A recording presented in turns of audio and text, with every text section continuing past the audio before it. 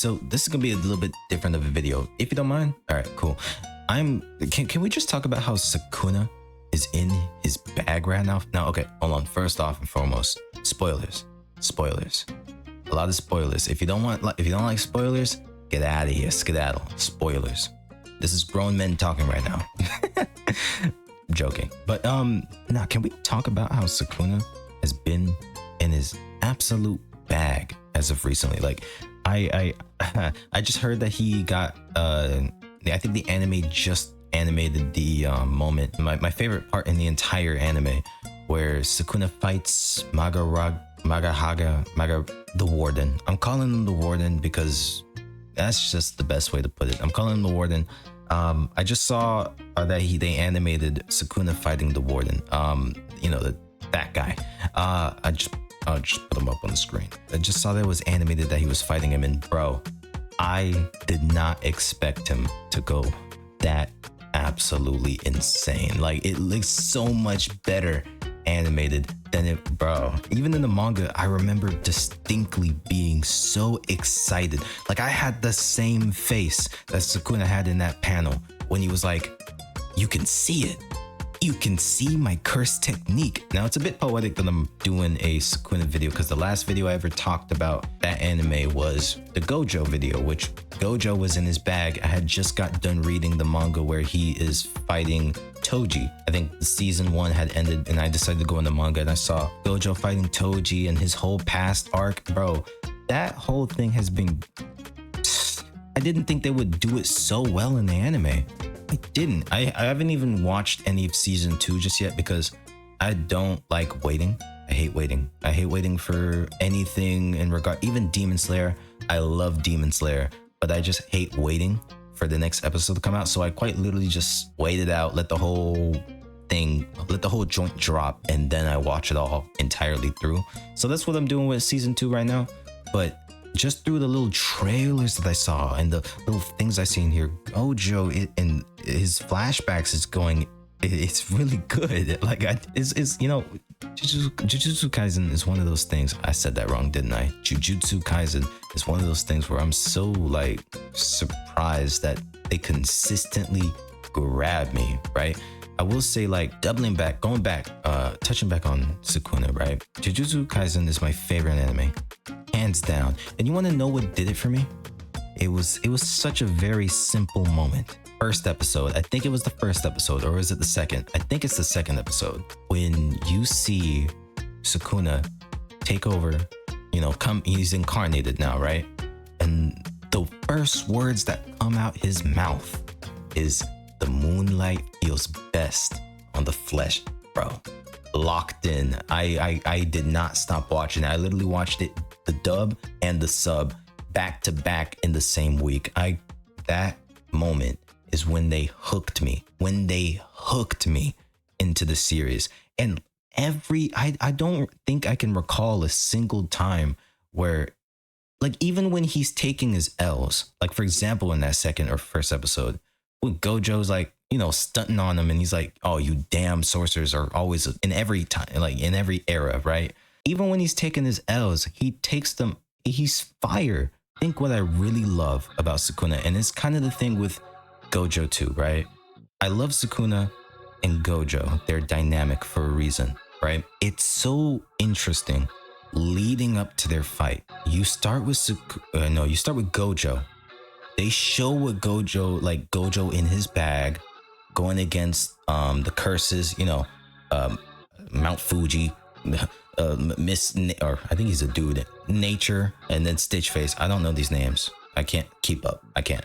But you see him in his bag going crazy against these foes, everything going, fighting, and you see a little bit of a little bit of spice with his abilities going against these people.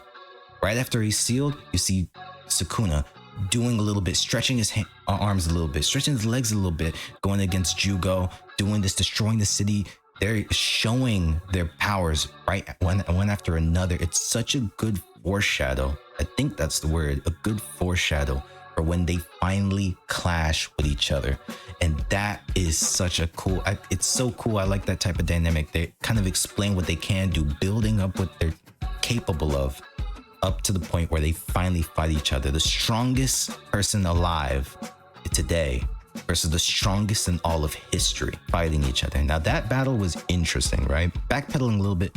That was so cool seeing him take over Megami's body. That was really cool. I actually really like the design. Although I love that design, don't get me wrong, but I do miss, like I really did love the dynamic that he had with Itadori. I like that design. I liked it all. It's kind of hard to let go of it, but he's even better now, I think. I don't know. He's doing real good right now and he looks amazing both ways. So this design kind of has me like taken. Like his hair looks way better as well. And this, I guess he has more hair to work with, but I love the fight between him and Gojo. I love it because it's such an interesting way, because technically, yeah, Gojo's the strongest. But where Sukuna shines is not only is he, I think, more ruthless and way more like just way more capable of murder. I think it's just the way I feel. I think Gojo actually, I'll take that back. Gojo, like, he's way more capable, I think, of just straight up murder if he wanted to. He could destroy everything. But it's just like with Sukuna, you view him as, like, at least for me, when I first saw him pop off, I got more like Vegeta vibes, where I just saw a lot of arrogance. But behind the arrogance, you see why he has the arrogance. You see it. Because he knows what the fuck he's doing. He has the knowledge. He has that, all the experience, everything over the many, many years he's been doing it. He knows more than Gojo. Gojo is powerful, but he understands. It's like he understands Gojo's power more than he does. Like, straight up. And I love also on top of that, one of the main things I don't know what the word is. I forgot the word. But one of my main things I really love for the author of the book, I think his name is Gigi, whatever it is he doesn't make exceptions, right? For example, when Gojo puts Sukuna inside of his domain, all because it's Sukuna doesn't mean that the domain isn't all powerful. That shit would have stopped him, but he still knew how to interact with it. Like, and I love how they made a little note from, I think it's earlier when he first popped off with his domain, Sukuna popping off his domain. I think they described it as a counter. And that is so cool. That is incredibly cool that they made it like that. That whole battle between him and Sukuna and Gojo, even when Sukuna was losing on the back pedal, he looked great. He was going awesome. It's very rare. There's certain characters, I think the way I can kind of reel this in, I think Goku and Vegeta, right? Vegeta is best, in my opinion. He shines most when he is in charge of a situation, when he is the one that is going nuts, so like beating his enemy down.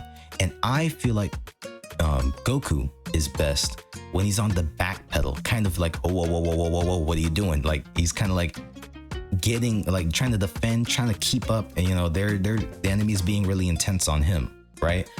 And it's very interesting to see during this battle with Gojo and Sukuna, they're both basically like Vegeta in my eyes. They're both best when they're in charge of a situation, but somehow they're also the best when they're not in charge of the situation, when the situation is all odds are against them.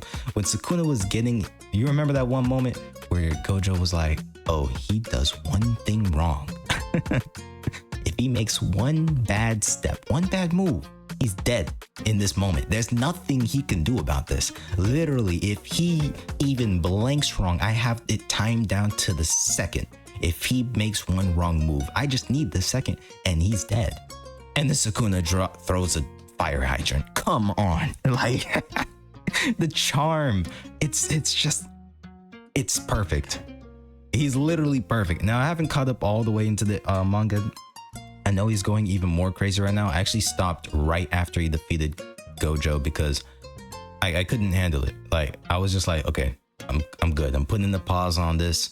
Let me digest what the hell I just saw.